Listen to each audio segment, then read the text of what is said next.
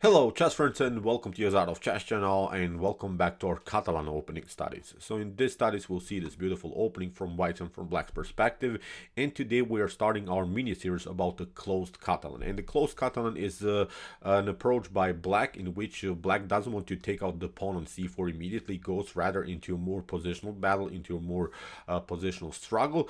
And today we're starting this closed Catalan with the specific approach of white's, which is now this move knight to d2. I'll explain you, of course, when this move happens. You can ask yourselves the question, why should I show you just one specific move about the Catalan? In my opinion, this move knight to d2 is really a thematic move that has to be met with a certain idea also by black. So if you face the move knight to d2, there is a really cool approach how to then continue in the game. So it's, in my opinion, a must-know theory that I think you can play over and over again. So in this video, we are analyzing now the closed Catalan with the move knight to d2, and in this video I've prepared really cool tactical ideas, really dirty opening traps, but also a very cool specific theoretical novelty, really a line that has never been played in chess history, but I found out really about this line. I think it's a cool approach. You can use it many times in your own game. So here I think you'll have really fun, but also we can learn something new about this beautiful closed Catalan. So let's see now what's the closed Catalan and what is now so specific about this move knight to d2. So the first move is the move d4. We are playing knight to f6 after move c4 e6, and now after knight to f3 we are going first in the normal structures of the queen's gambit decline. So if you are bothered by the queen's gambit decline without the move g3, without this common Catalan move, you can check out also my queen's gambit decline studies. In the queen's gambit decline studies we have more than 100 videos about different approaches by white or about different approaches for black. So now we are continuing with the common Catalan move, which is now the move g3. And now already we have to know how to make some kind of a progress here. A very important move by black is many times this move bishop to b4.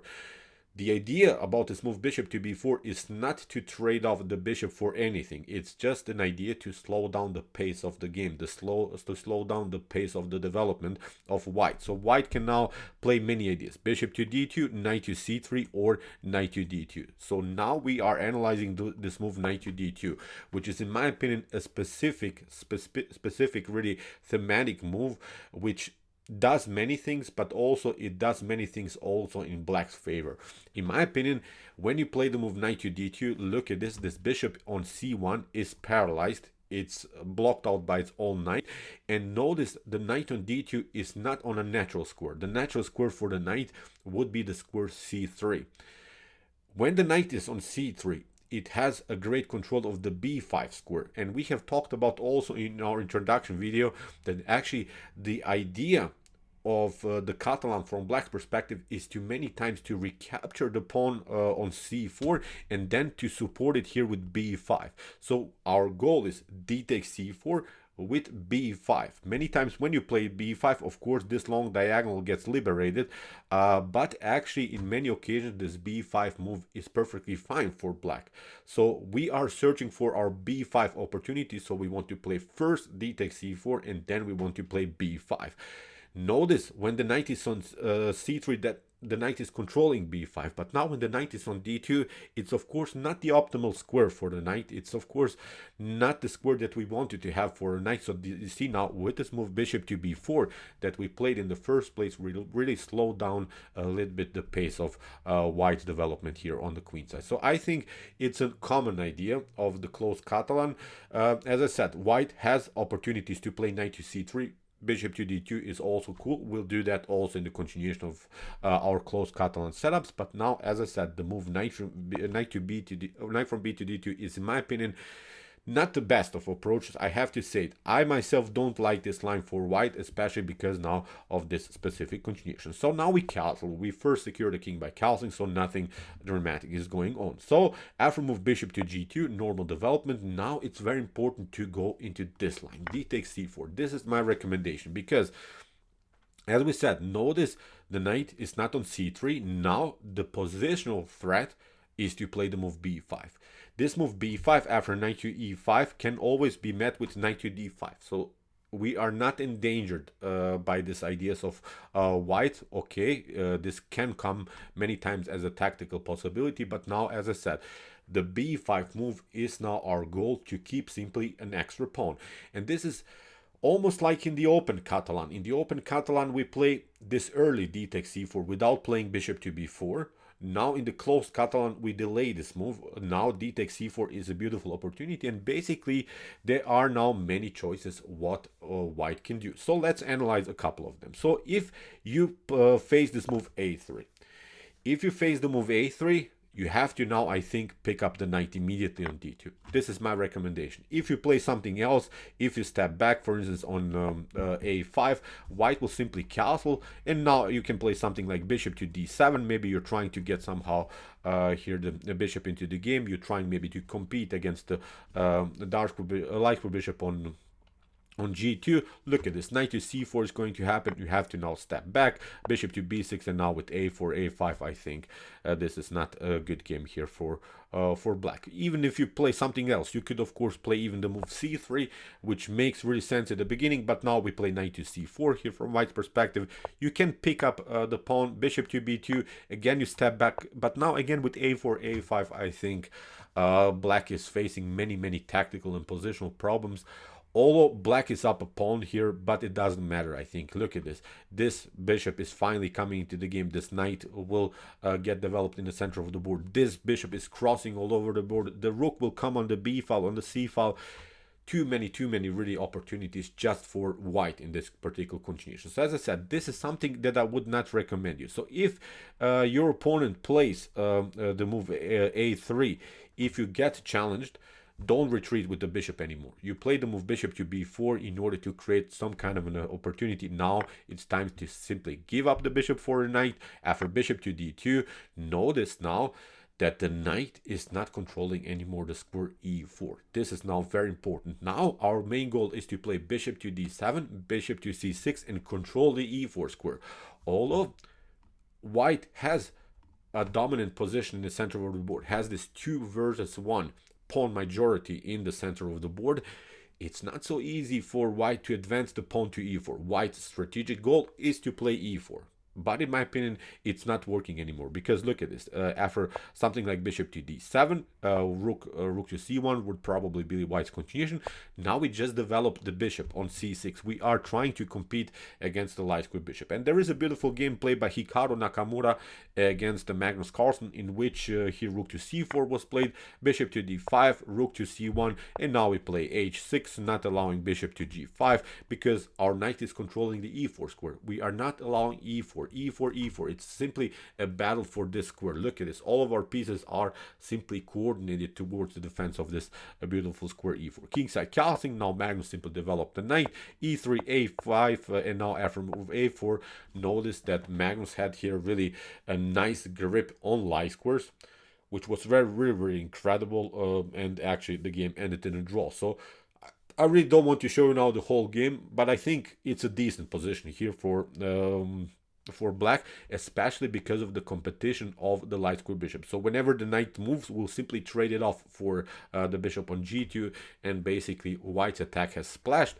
This bishop on d2 is not the optimal bishop. Look at this. This bishop is paralyzed by its own pawn structure. Too many pawns are on dark squares, so we can also apply the so-called bad bishop strategy, which means that we can trade off many pieces, maybe even the knight, maybe also the bishops, and then go into a slightly favorable minor piece endgame, in which maybe the knight could be slightly better than the dark square bishop, because as I said, too many pawns are on dark squares, and that's of course not something that you want to get with your dark square bishop. So as I said, let's go back to this critical moment. After d takes c4, if you get challenged with the move a3, please do me a favor, pick up simply the knight on d2. It's sometimes risky, I know, to give up your powerful bishop pair in an early stage of the game, but this is really the way to go. In my opinion, simply the best continuation here for black. So after move d takes c4, what your opponent could do is to attack the pawn with queen to c2. The idea is clear. In my opinion, b5 is not so good because you get probably challenged with the move a4.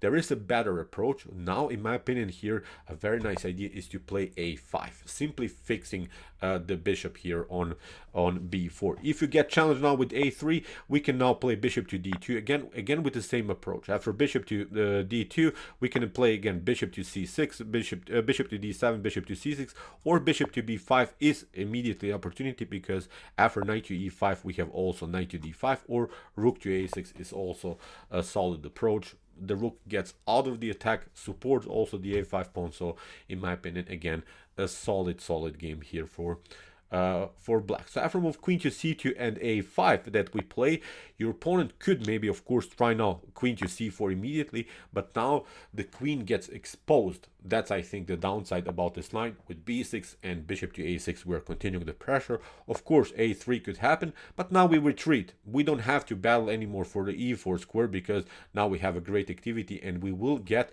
an extra tempo against the queen here, because bishop to a6 is coming.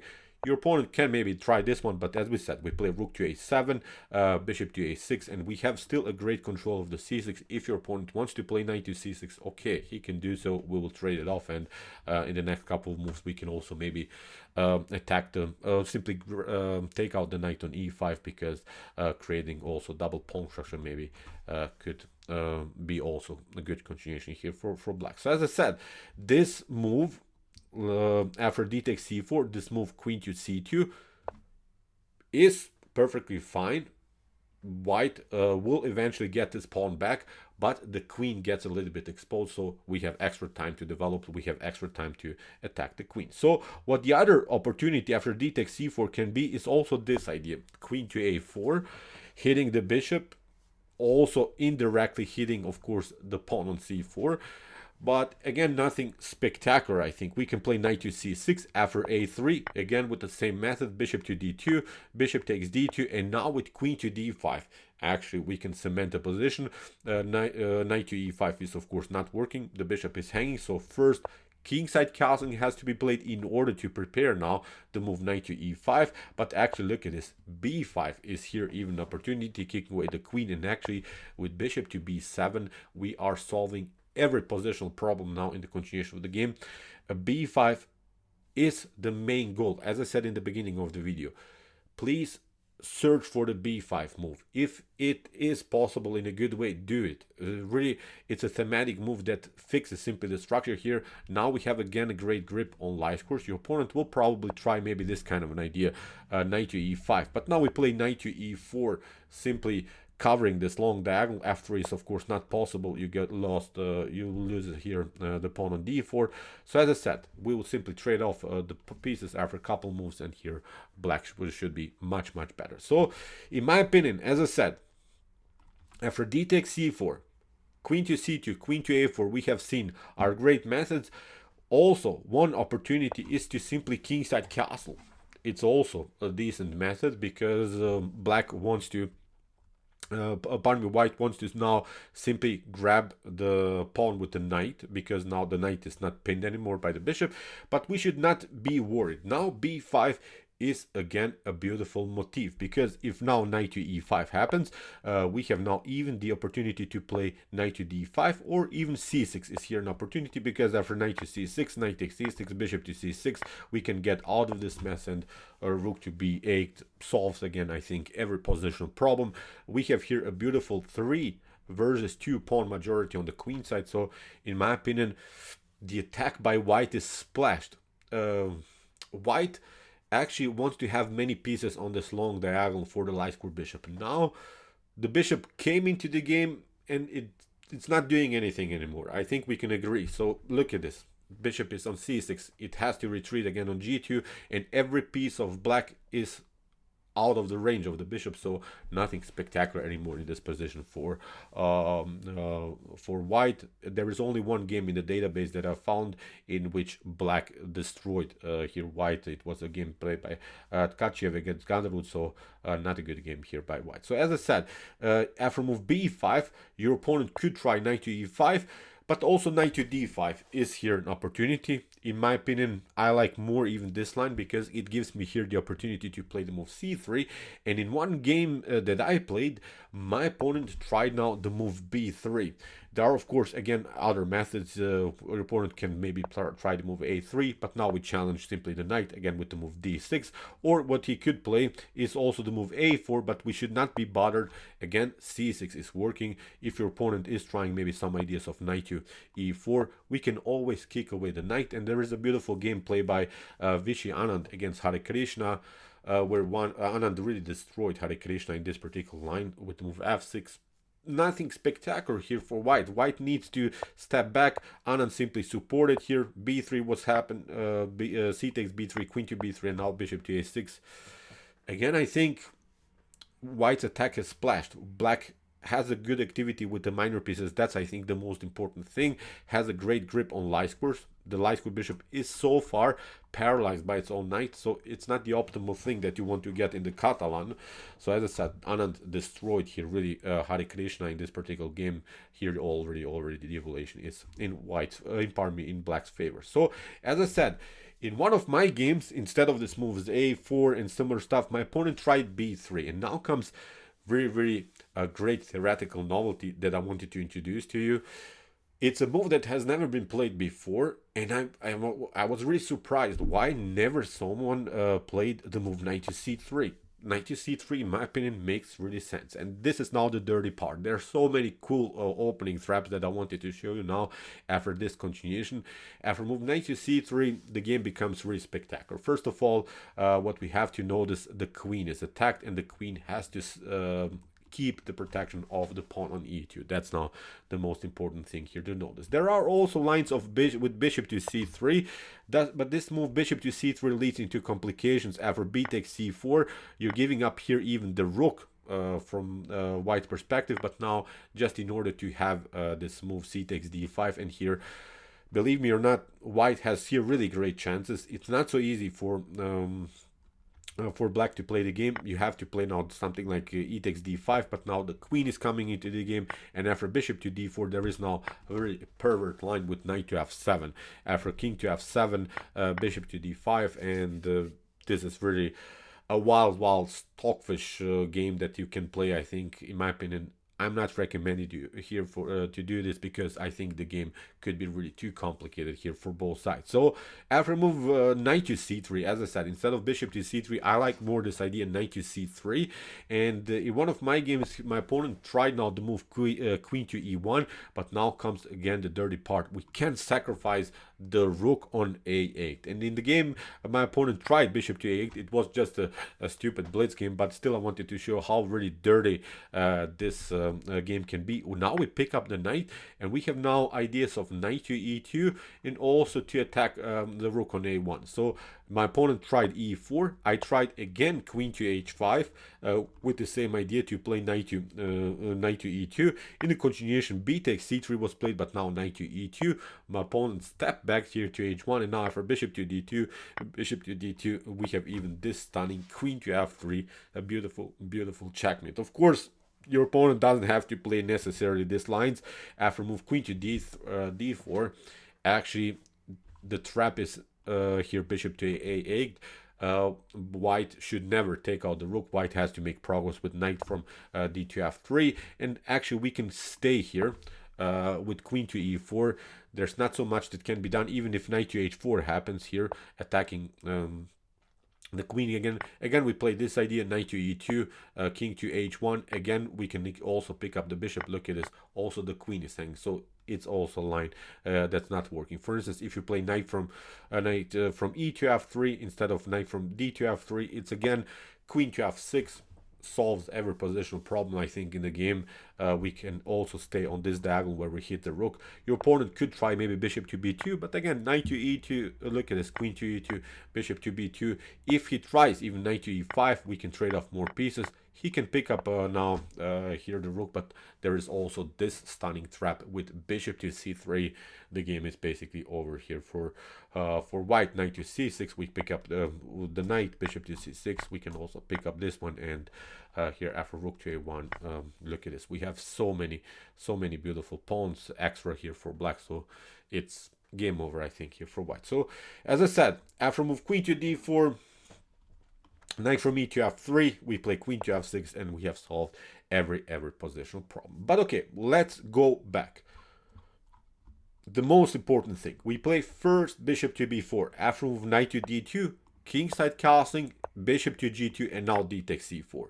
Don't be scared to play this move. I think many of us would be scared to play this. It seems strange, but believe me, this is really the way to go, because the main threat is the move b5. b5. If you can do it in a good way, b5 will solve every positional and tactical problem for you in the game.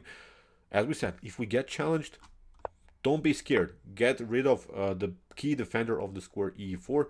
White will have a tough time in order to make this e4 progress. Bishop to d2, as we said, bishop to c6, and now we're controlling e4 further. Okay, you will lose eventually your opponent's c4. Okay, but you gained it at the beginning, so nothing spectacular. But we can apply, as I said, the bad bishop strategy. Check out also the beautiful game, as we said, played by Hikaru Nakamura against Magnus Carlsen. Incredible ideas also in the Catalan. So, okay, this is not our first study. It's this knight to d2 method. In my opinion, not really the best of approaches. White wants to get more out of this opening. I think white wants to complicate things further. So this is now our first lesson of the closed Catalan. Be prepared, many things we'll analyze, of course, in the continuation of this beautiful series. So, okay, I hope that you enjoyed our study. Here's already a playlist of the Catalan opening that we have analyzed before. First of all, we have seen this intro video, and already I have covered many great games so far played by Stockfish and also played by top grandmasters in the Catalan. You can also check it out with also cool opportunities for both sides. And if you like this content, don't forget to subscribe to my channel. See you soon with some more videos, and what to say, chats is the best, of course.